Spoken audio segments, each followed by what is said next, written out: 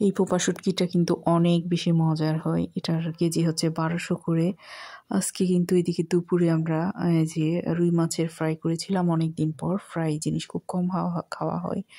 আর কলিজা ভুনা করেছিলাম। আর হচ্ছে বিকেলবেলায় আমি আর আমার হাজব্যান্ড হাঁটতে হাঁটতে গিয়েছিলাম বেকারিতে, জিসির মোড়ে। আসলে হাঁটাও হয়, পাশাপাশি কাজও হয়ে যায়। যাই হোক, বেকারি আইটেমের জন্য গিয়েছিলাম। প্রতি সপ্তাহে যেভাবে আসলে বেকারি আইটেম নেওয়া হয় আর কি। বিকেলবেলা চা দিয়ে বিস্কিট খেতে খুব ভালো লাগে। সব কিছুর পরেও চা বিস্কিটটার খাওয়ার মজাই আলাদা। যাই হোক, আমাদের বেকারি আইটেম আমরা পছন্দ করে নিয়েছি। এক সময় এক আইটেম নেই। আজকে এই আইটেমগুলো নিয়েছি। আ নেয়ার পরে এখন আমরা বাসায় চলে আসবো। আসার পথে দেখলাম নতুন আলু।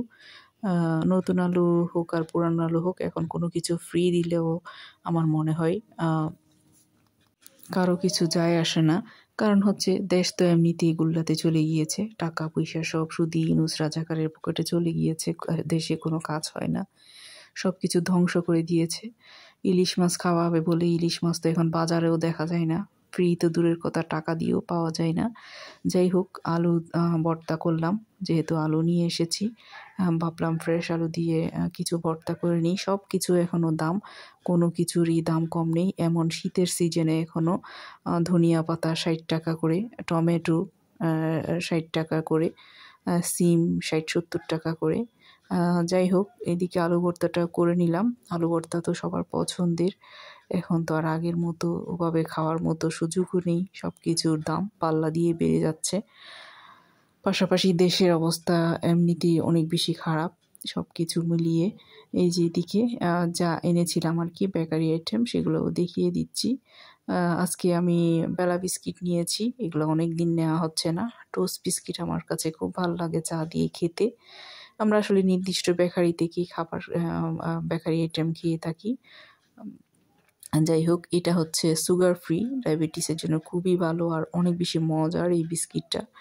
এটাও রেগুলার খাওয়া হয় আমাদের। আর এদিকে রাত্রে আমি চিতই পিঠা বানিয়েছি। ভাবলাম রাত্রে বানিয়ে রেখে দিই, সকালবেলা খাওয়া হবে। সাথে মুরগি দিয়ে মুগ ডাল রান্না করেছিলাম। এই যে হঠাৎ বানানো হয় আসলে। চিতই পিঠা বানাতে আমার অনেক বেশি ভালো লাগে।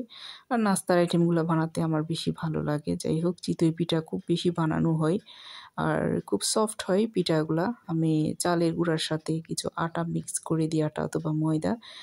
দেখেন খুব সুন্দর করে কিন্তু আমার পিঠাগুলা হয়ে যায়। আর হাসব্যান্ডও গরম গরম খেয়েছিলেন এই পিঠাগুলা। এদিকে মুরগির মাংসের ঝোল রান্না করেছি। সকালবেলার চিতই পিঠা দিয়ে খাওয়া হবে। এই হচ্ছে আমার ছোট্ট একটা ব্লগ। ভালো লাগলে লাইক, কমেন্ট, সাবস্ক্রাইব করবেন।